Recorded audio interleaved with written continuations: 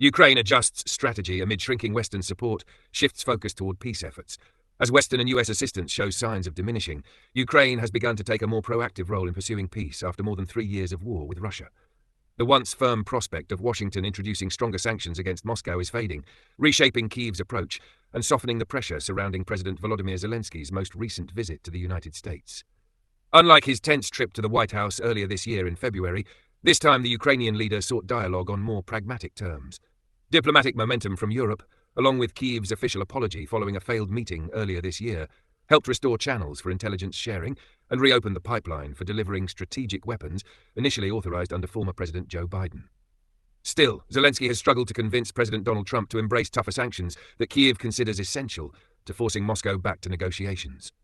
This lack of consensus has fueled public skepticism. According to Anton Grushetskyi, head of the Kyiv International Institute of Sociology, only 18% of Ukrainians believe the conflict could end this year.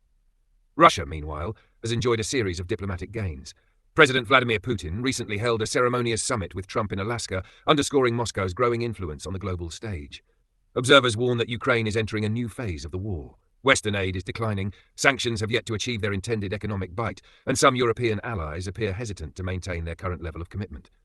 In response, Ukraine has turned to long-range drone strikes deep inside Russian territory, targeting oil refineries and ports.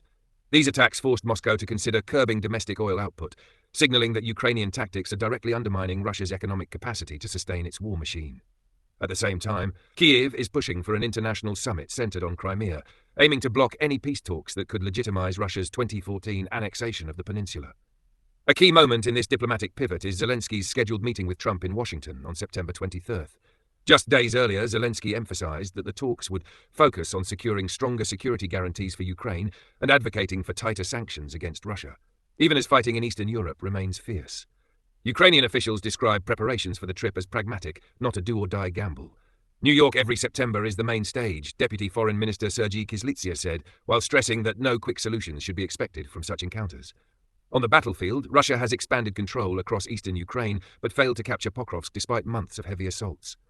For Kyiv, American intelligence sharing and a new mechanism that allows direct purchases of U.S. weapons are lifelines. Under this framework, Ukraine has already received Patriot air defense missiles and HIMARS launchers, raising over $2 billion to purchase American arms. Former Defense Minister Andriy Zagorodnyuk argues that Ukraine's strategy is no longer just about deterrence, but about weakening Russia's ability to advance. Only by eroding Moscow's strength, he says, can Kyiv stabilize the situation and begin limited reconstruction, even without Russia's consent. Still, doubts persist. Some senior Ukrainian officials remain skeptical that Trump will endorse new sanctions, urging instead that Ukraine focus on strengthening its own military resilience rather than relying too heavily on uncertain foreign support.